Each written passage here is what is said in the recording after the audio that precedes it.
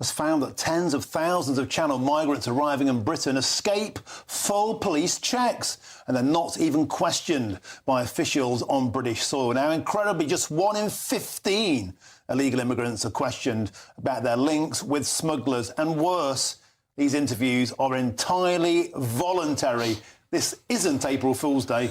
Let's bring in now the Shadow Home Secretary, Chris Philp, and the former Director General of the UK Border Force, Tony Smith. Gentlemen, welcome to the show. Tony, I'm going to start with you, because you read this report in full. You went through the highlights with me outside. I almost fell off my chair. Tell our viewers.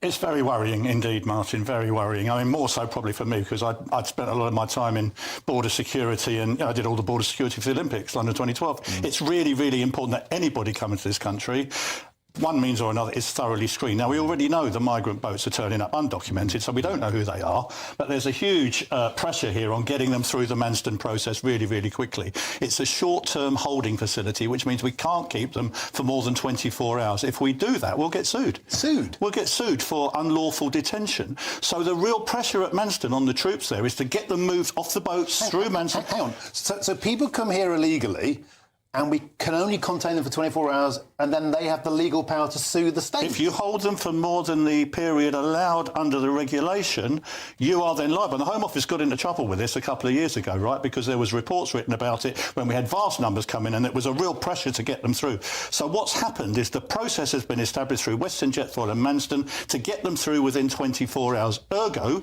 you haven't got time to interview all of them, to thoroughly screen them and investigate them. There are lots of things that are not being done that might be done later on by the enforcement teams once they're already in, and I'm really, really worried that we're not using into the country. Yes. Now, what we should be doing, Martin, this is something that I always advocated. They should be detained on arrival, first and foremost, in a proper. So we could put a detention holding facility at Manston. The Home Office own it. We could have a detention facility there, 5-day short term or even longer, and we keep them there until we've done a thorough investigation. We've analysed everything. There's some fantastic technology out there now. Deep dive risk analytical tools that we could use whilst we have them in our clutches, so we could go back to them to put things to them. And the other really big point is we're not making a really good use of this facial recognition technology. Yeah. We're not actually we're capturing the images, but we're not checking them against the police national database. There are 6.2 billion photographs on our own police. These aren't just criminal. These are people that have been found in scenes of crime.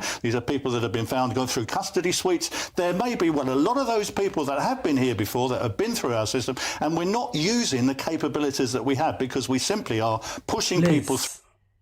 After I don't watch them, comment, like, and make na share them.